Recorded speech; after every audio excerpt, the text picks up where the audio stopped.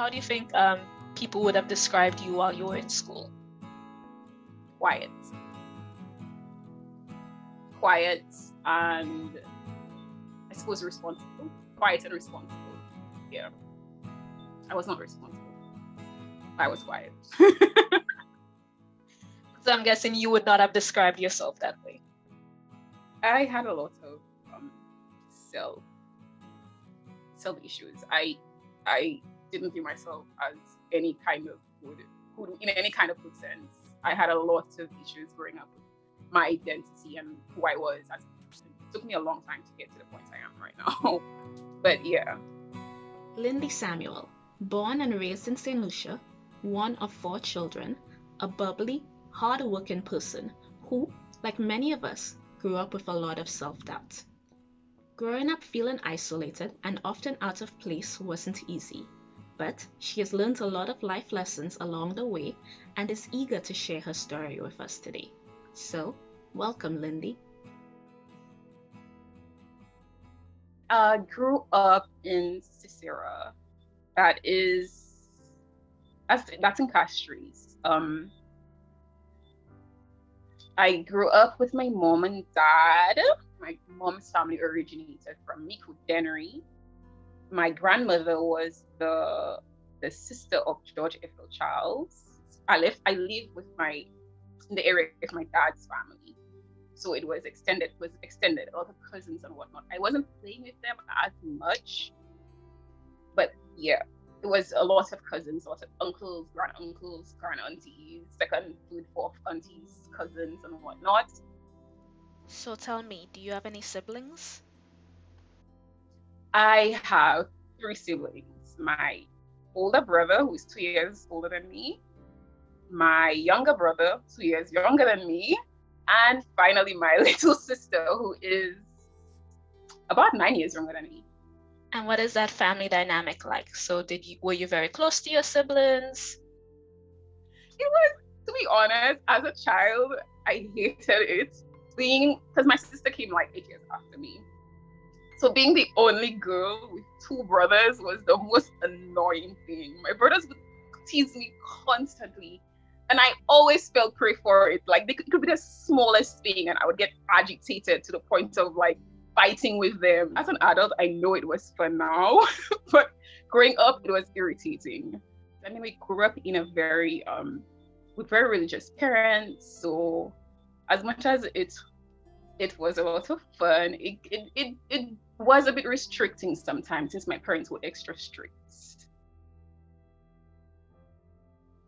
Woo, my first job. I was a cashier. I remember them being very frustrated with me because my mother had a problem with me coming home late from work. Oh. And she would voice that with them. So like they would be really frustrated because now they had to work the shift around my convenience, well, my mother's convenience. Tell me about the relationship with church. I spent 18 years of my life going to Deliverance Baptist Church consistently.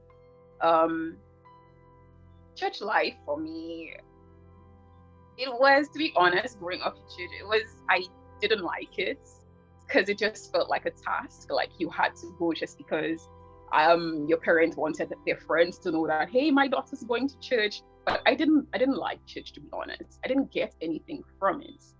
It's only now as an adult and being a Christian, I kind of understand a lot more that I didn't understand before. When I turned 12 years old, I joined a youth group. I was so excited to join it because my uncle was the youth leader back then. So I begged him to join it. I wasn't yet 12. I was probably 10 or 11. I was the youngest person there. Everybody else was in the late teens or 20s. And as time went by, these people, I suppose they had their lives, they had school and whatnot. So they stopped going to the youth meetings. And there were, I suppose, more children my age that were at those meetings. And I kid you not, it was it was one of the most uncomfortable things for me, like just thinking about it, because I am an awkward person. I'm a bit strange. Not like your typical child or typical teenager. And I suppose I was shunned in a sense by the other kids in the group. I was looked down on, so that kind of made it really hard for me to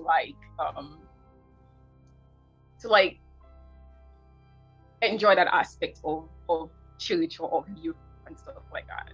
So yeah, I was a strange child. I remember that one time I had nobody else to play with. As much as I was playing with my brothers when they were home, most times they would play with the other children, and I was not exactly playing with the other children as much as they were. So I remember a time that I think I had just read about Genesis when God gave life to Adam. So I decided that I wanted to give life to something too. So I decided to make a little mud child thing at the back of the house. So I made this little mud thing. And then I kid you not, I really thought that I was going to give life to the thing and wake up and play with me. So I breathed into the thing's mouth and the thing refused to wake up. And I was so disappointed. I clearly remember that time. So you were very imaginative as a kid. Yes, I was very, very imaginative. I was very gullible too, but very imaginative as well. Like I would believe anything. So your childhood, I know you talked about roughhousing with your brothers, going to church. Tell me a little bit more about what your childhood was like. How did you fill your time when you were not in school? To be honest, being at school was like the highlight of my childhood. I mean, apart from housing with my brothers, I feel like school was like the most interesting part of my childhood. I remember in grade 4, and this new girl came to the school, and I mean, I wasn't really close buddy with my other classmates, but I figured, okay, new girl, new opportunity, right? I'm gonna make a friend. So as soon as same day she came in, I wrote a letter for her, asking her if she wanted to be my best friend, and then she said yes. So then we became best friends. But it was really nice spending time with her. She would play, she'd speak her mind and whatnot, and I was not allowed to do a lot of those things. So it was kind of like a really nice dynamic, because she kind of allowed me to kind of express myself a little more and open up a little more. What schools did you go to? I went to the primary school in my community, which is Ciceron Combined. I think they changed the name to Ciceron RC Combined School. After I did my common entrance exams and I passed for Cashier's Comprehensive, which is in the north of the island. And then a year after I did my CXCs, I went to South Louis Community College, which I am currently at because I did not complete my studies at SAF for the first time I did it, so I'm doing it now. Okay, secondary school, the only friends I had back then were the kids that were in my homeroom. Now, I was not a popular kid in school. I was the shunned kid, the weird kid, the one that everybody would probably want to make fun of. Because I mean, I was very boyish. I didn't really care about my looks and so on. And also, I was weird. So yeah, I wasn't exactly accepted. So I always felt second rate next to people. And I met Rashida, I met her in my technical drawing class. Then I met Trisha, I met Faye, I met Shonda, and I think we decided, like, it was 5 of us. It was really nice because we were all different, we were all quirky, we all had our issues, but in a sense, like, it kind of like allowed us to be like to get close and to just bond. And it was just really nice because I never really got the opportunity to, like, apart from my best friend in from Standard 2, I never got the opportunity to, like, be in like a group of friends and it was just really lovely. It was nice. We were all gullible, quirky, and it was just the most amazing group friend experience that I have ever had. I think that was my best group friend experience in my entire life. What kind of inspired you to go back to school? Okay. I am currently at SAFA. As I said, I was at SAFA back in 2009 where I did architecture. But I was going through a lot mentally at that time and I just couldn't continue.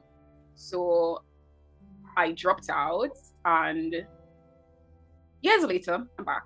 I'm doing construction engineering, which is a lot of maths, also mechanics. It's something. Why am I doing it? To be honest, there are so many things that I love doing, that I enjoy doing, I could see myself doing. And that was one of the reasons why I just couldn't figure out what exactly I wanted to do. And I think what kind of inspired me to go back to school was I got fired actually from my last job. And I decided to just take that time to be home because I kind of wanted to find myself. I wanted to know who I was. What do I like? What do I enjoy doing? I've never really gotten the chance to spend time with myself. I remember I started getting interested in my future house. Like I was like, how's my future house gonna be? So I remember using paints to draw a plan of what my house should be, since I did have some knowledge from previous architecture class that I took. And that kind of gave me, like, I realized like I still had the passion, because I thought I had lost my passion for architecture, for the construction field. And when I did that dream house, I kind of realized that, hey, I still love doing this. I enjoy this. So I was like, you know what? I'm turning 30. I'm gonna be 30 soon, and I need to figure out things before, time creeps up. Because time does that. Time creeps up. And I was like, you know what? I'm not gonna do it. I'm gonna do it. And I just decided to do construction engineering. And to be honest, I don't regret it. And I completely love it. I love it. It's hard. It's hard. But I love it. I really love it. You've hinted at all the ways you've grown so far in like your self-esteem, in your outlook on life, and those different things. Is there anything that you could say that you really learned, or that you can say, oh yes, I've grown in this and I feel like a different person now because of the stuff that I've learned? One of the things I learned from my childhood, because as I said, I had really low self-esteem. And one of the things I learned is to kind of view, like to understand people in a sense, that people are kind of more or less like us. They have the same, like me, they have the same, most of them have the same fears, they have the same worries. So just thinking about people as women as well kind of made things easier for me growing up. And basically, so just love myself and love the life that God has given me. So yeah, that's a lot of the lessons that I learned as I aged. Yeah.